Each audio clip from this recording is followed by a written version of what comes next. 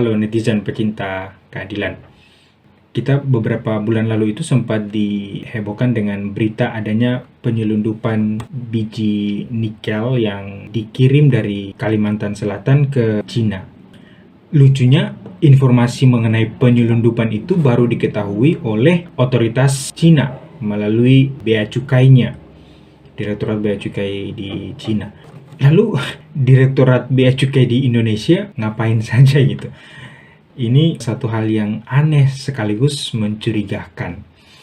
Berdasarkan berita di CNBC tanggal 7 September 2023, telah terjadi ekspor biji nikel seberat 5 juta ton.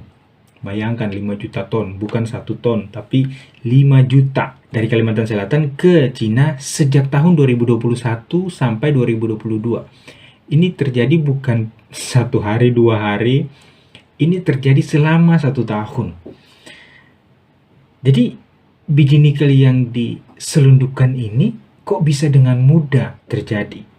Di mana peran dari Bea Cukai di Indonesia? Ini ngapain saja ini Bea Cukai Indonesia? Nah, perusahaan yang melakukan ini pun kok bisa dengan mudah menjalankan aksinya gitu. Mulai dari keberadaan perusahaan ini, dia mengeksplor atau mengangkut di dalam wilayah Indonesia, terutama di Kalimantan Selatan, itu kan harusnya sudah ada pengawasan. Bahkan ketika dia mengangkut melalui jalur laut pun ada juga pengawasan. Kok bisa berbagai macam pengawasan yang ketat ini bisa lolos gitu? Bukankah kita tahu bahwa ada banyak sekali penegak hukum di wilayah Indonesia ini, mau di bidang apa saja pasti ada. Bidang pertambangan ada, bidang kemaritiman ada, darat, laut, udara itu semua ada pengawasan dari negara. Kenapa penyelundupan ini bisa terjadi? Ya pertanyaannya, bagaimana kinerja dari Luhut Binsar Panjaitan sebagai Menteri Koordinator Kemaritiman dan Investasi? Karena ini kan berkaitan juga dengan investasi. Ya, yang lucunya dalam beberapa sumber berita disebutkan Luhut tidak tahu.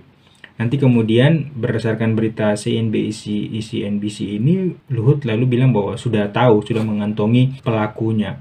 Tapi belum juga dipublikasi siapa pelakunya, apa nama perusahaannya, bagaimana modus operandinya, sehingga selama 1 tahun tidak terdeteksi. Dan lebih parahnya baru ketahuan setelah Direktorat Bea Cukai Cina menginformasi. Nah, berarti kan ada hal yang sengaja ditutup-tutupi sebenarnya.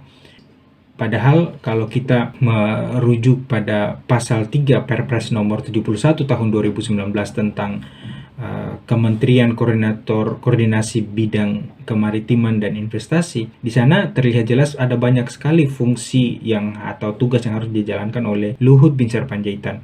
Lalu di antara banyak tugas itu salah satunya melakukan pengawasan di bidang kemaritiman dan investasi. Nah, pertanyaannya, Luhut kerja apa saja selama ini? Apakah Luhut hanya kerjanya memantau podcast anak bangsa yang sedang berpikir kritis seperti podcastnya Haris Azhar dan Fathia, lalu kemudian memenjarakan mereka? Come on lah Opung Luhut, ini Anda sebagai pejabat publik yang harus bertindak atas nama kepentingan publik. Kalau memenjarakan aktivis HAM dan aktivis lingkungan seperti Haris Azhar dan Fathia itu atas nama kepentingan pribadi, kenapa Anda tidak lebih tajam lagi bersuara atau menindak tegas orang-orang yang sudah merugikan bangsa dan negara ini? Jangan hanya sibuk dengan urusan pribadi, kepentingan pribadi, tapi urusan kepentingan publik, kepentingan bangsa ini harus diutamakan. Segera usut tuntas pelaku penyelundupan ekspor biji nikel itu, dipublikasikan saja namanya siapa, lalu ditindak tegas, dipenjarakan gitu. Karena memenjarakan Fathia dan Haris Azhar itu negara tidak rugi 1 rupiah pun. Sebaliknya, memenjarakan pelaku penyelundupan biji nikel itu wajib karena telah merugikan negara sangat banyak sekali, bisa miliaran rupiah.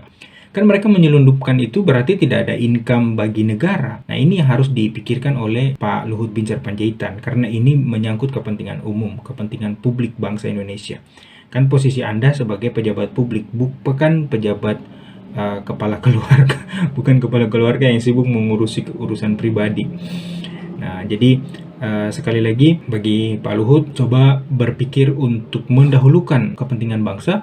Kalau terhadap anak bangsa sendiri Pak Luhut bisa memenjarakan mereka, karena suatu perbuatan melanggar undang-undang, harusnya terhadap pelaku kejahatan yang sudah merugikan bangsa ini harus ditindak tegas juga. Apalagi kalau ternyata itu perusahaan asing. Nah, harus lebih tegas lagi biar adil gitu. Kalau tidak ya nanti publik menganggap Pak Luhut hanya berani terhadap rakyatnya sendiri, hanya berani terhadap rakyat kecil, tetapi penakut terhadap pengusaha besar atau terhadap negara lain.